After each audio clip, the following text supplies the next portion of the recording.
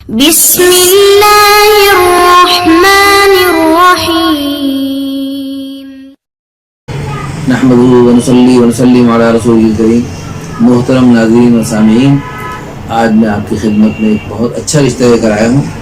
یہ ہمارے بھائی لاہور میں ایک اچھی سوسائٹی میں رہتے ہیں اور ماشاءاللہ ان کا اپنا ذاتی گھر ہے اور عمر ان کی 30 کے آس پاس ہے۔ خوبصورت ہیں ماشاءاللہ، رنگ بھی صاف ہے اور قد ان کا 5 فٹ 7 انچ ہے۔ جسمانی ساخت درمیانے ہے اور کوئی نقص بیماری نہیں ہے۔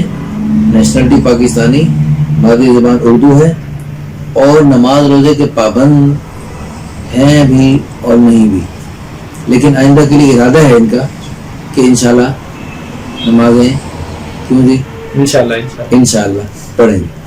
مرنے کے بعد شروع کریں گے یا مرنے سے انشاءاللہ پہلے شروع کریں؟ بھائی فرما رہے ہیں مرنے سے پہلے انشاءاللہ 5 وقت کی نمازوں کا، بلکہ تہجد، اشراق، چاشت، اوابین، تمام قسم کے نوافل بھی پڑھنے کا اہتمام کریں۔ ماشاءاللہ اتنے اچھے اور عظیم آدمی ہیں کہ یہ دوسری شادی کے لیے تشریف لائے ہیں۔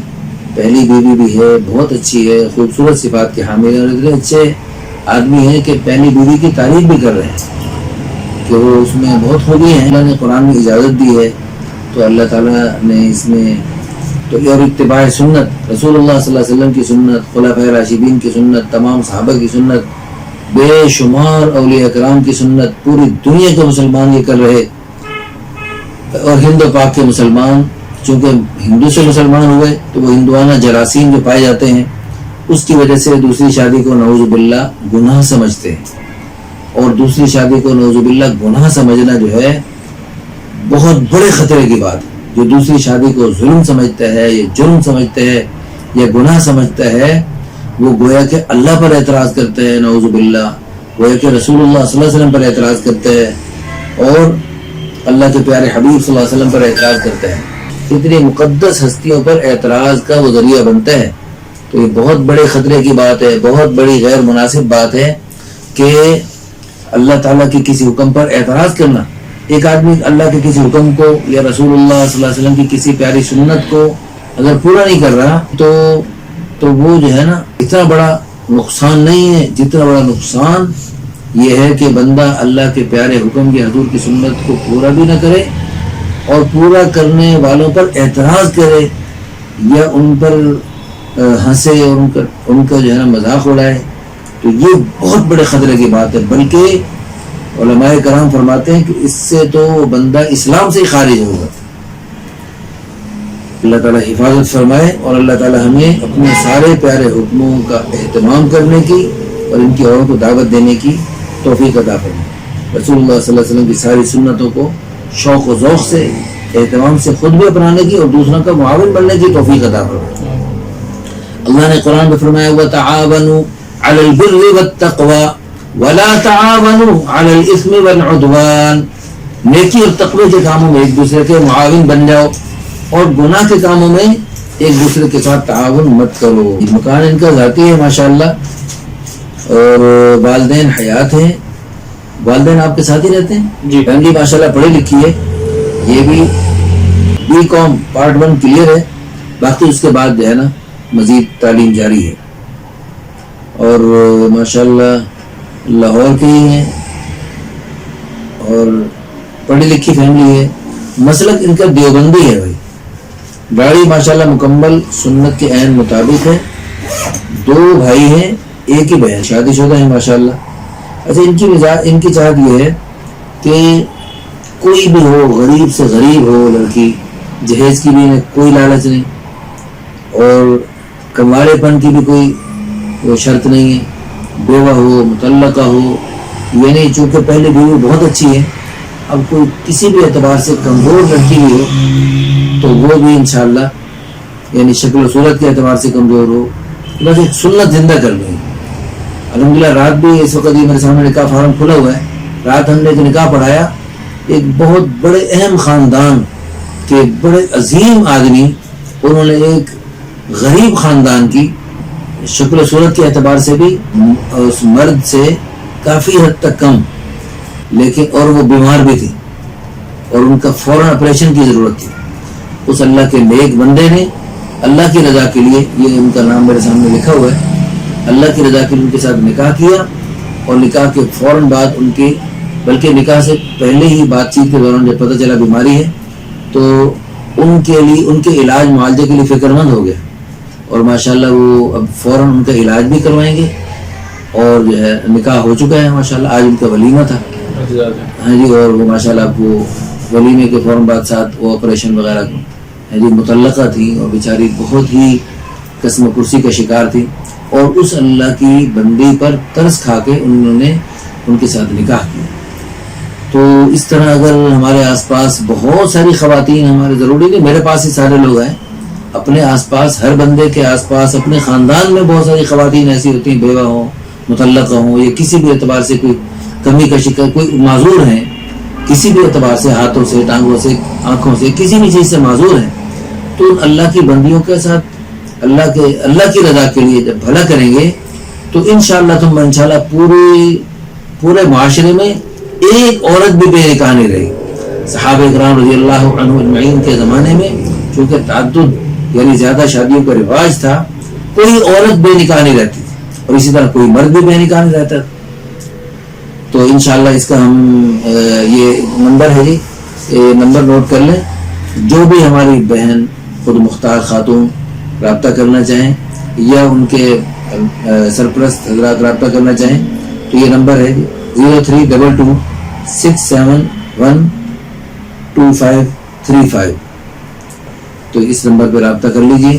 انشاءاللہ امید ہے کہ یہ جو بھی بہن آئیں گی، یہ میں ان کا نام بھی بہت سعادتوں بھرا ہے ماشاءاللہ، اور یہ خود بھی سعید ہیں، اور انشاءاللہ امید ہے کہ یہ جو بھی ہماری بہن آئے گی خوش رہے گی، کیونکہ اللہ نے قرآن میں اصول بتا دیا الطیبات للطیبین، کہ پاکیزہ عورتیں پاکیزہ مردوں کے لیے، اور طیبون للطیبات، پاکیزہ مرد پاکیزہ عورتوں کے لیے، الخبیثات للخبیثین، اور بری عورتیں برے مردوں کے لیے، والخبیثون للخبیثات، برے مرد بری عورتوں کے لیے. تو یہ ماشاءاللہ خود اچھے ہیں، نیک ہیں. امید ہے کہ اللہ تعالیٰ کی ذات عالی سے کہ ان کو نیک ہی خاتون ملیں گی، اور یہ نیکی میں ترقی کریں گے، مل جل کے دین دنیا دونوں میں ترقی کریں گے. ہماری دل سے دعا ہے اللہ تعالیٰ ان کو دوسری، تیسری اور چوتھی بھی شادی کرنے کی توفیق عطا فرمائے، تاکہ زیادہ سے زیادہ خواتین کسی نہ کسی سہارے کے ساتھ ہو جائیں، اور کوئی بھی ہماری بہن، کوئی بھی ہماری بیٹی بے سہارا، بے آسرا نہ رہے، اور پاکیزہ معاشرت وجود میں آئے. کیونکہ خدا نخواستہ زیادہ شادیاں نہیں ہوں گی تو زیادہ دوستیاں ہوں گی، غلط راستے ہوں گے، اور وہ بہت خطرناک راستے ہیں. بغیر نکاح کے رہنا، گھروں میں بیٹھے بیٹھے بوڑھی ہوتے رہنا، کسی کی دوسری، تیسری، چوتھی بیوی بننے سے اللہ کی قسم 1000 درجے، بلکہ لاکھ درجے، بلکہ کروڑ درجے، بلکہ ارب خرب درجے بہتر. یہ سنت ہے اور وہ سنت کے خلاف، یعنی دوسری جگہ بیٹی کو دینا، تیسری جگہ دینا، چوتھی جگہ دینا صحابہ کی سنت. صحابہ کرام رضی اللہ عنہم اپنی بیٹیوں کو دوسری جگہ، تیسری جگہ، چوتھی جگہ دے دیتے تھے. حضرت عائشہ رضی اللہ عنہ جب نکاح میں آئیں تو اس سے پہلے حضرت خدیجہ کا بھی نکاح ہو چکا تھا، وہ تو دنیا سے تشریف لے گئیں. اس کے بعد جو حضرت سودا رضی اللہ عنہ آئیں، پھر حضرت عائشہ رضی اللہ عنہ تشریف لائیں. تو گویا کہ تیسرے نمبر پہ حضرت عائشہ رضی اللہ عنہ تشریف لائیں، جبکہ حضرت عائشہ رضی اللہ عنہ کو یعنی کمارے رشتے بھی مل سکتے تھے، لیکن الحمدللہ اس چیز کو دیکھتے ہوئے بہت سارے علماء کرام الحمدللہ جو ہمارے ساتھ ہیں اس تحریک میں، نکاح آسان تحریک میں، انہوں نے اپنی بیٹیوں کی شادی کے موقع پر بھری محفل میں لوگوں سے کہا کہ اگر میرا یہ داماد دوسری، تیسری، چوتھی شادی کرے، میں اس کا معاون بنوں، ہر شادی میں ان کا ساتھ دوں. یہ شریعت کا مزاج ہے، اللہ اور اس کے رسول کی چاہت ہے. اللہ تعالی ہم سب کو دین کی سمجھ نصیب فرمائے. حدیث پاک کہتا ہے من یرید اللہ بہ خیرا یفقہہ فی الدین، اللہ تعالیٰ جس کے ساتھ بھلائی کا ارادہ فرماتے ہیں اس کو دین کی سمجھ عطا فرما دیتے ہیں. تو انشاءاللہ ثم انشاءاللہ اللہ تعالیٰ سے ہماری جو بہنیں دیکھ رہی ہیں اور ان کو اگر یہ باتیں اچھی لگ رہی ہیں تو الحمدللہ، اگر کسی وجہ سے یہ باتوں میں کچھ تھوڑا سا اشکال پیدا ہو رہا ہو تو بجائے اس کے کہ ہم پر اعتراض کرنے کے، کمنٹس میں کوئی اعتراض والی باتیں لکھنے کے، آپ جو ہے اہدنا الصراط المستقیم کی دعائیں مانگیے. ہم سب ہدایت کے محتاج ہیں. باقی یہ چونکہ قرآن سے، حدیث سے، اللہ رسول کی چاہت، جیسے سورج نکل رہا ہو دن میں اور سورج کا انکار کرنا ناممکن ہے، اس طرح یا زیادہ شادیوں کا بہتر ہونا، اعلیٰ ہونا، اولا ہونا، یہ اظہر میں شمس بات ہے. اس کا انکار کوئی مسلمان تو خیر نہیں کر سکتا. غیر مسلم چونکہ ان کا کام ہی ہے جی اعتراض کرنا ہے مسلمانوں پر، ہمارے پیارے نبی صلی اللہ علیہ وسلم پر، اسلامی تعلیمات پر اعتراض کرنا ان کا کام ہے. تو اللہ ہمارے دل سے دعا ہے اللہ ہمارے ان بھائیوں کو بھی ہدایت نصیب فرمائے. لیکن جو مسلمان بھائی اس چیز میں اور اس سلسلے میں آپ کے اچھے کمنٹس کی بھی ہمیں درخواست ہے کہ آپ اچھے کمنٹس بھیجیے تاکہ ہم انشاءاللہ مل جل کر اس تحریک کو فروغ دے سکیں اور ساری دنیا میں یہ تحریک چلا سکیں. آؤ مل کے دعا کر لیتے ہیں. اللہ تعالیٰ اس نکاح آسان تحریک کو قبول فرمائے اور نکاح کو مشکل اور مہنگا اور مصیبت بنانے میں سب سے بڑی وجہ ہے ایک شادی پر اکتفا کرنا.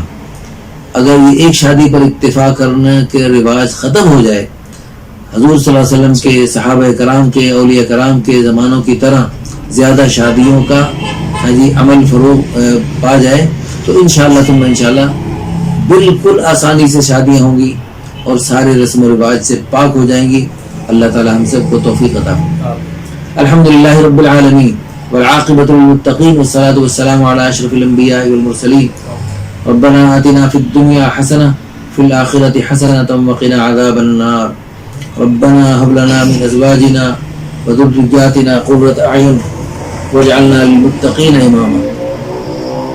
یا اللہ تیرے پیارے حبیب صلی اللہ علیہ وسلم کی محبوب سنت چھوٹ گئی.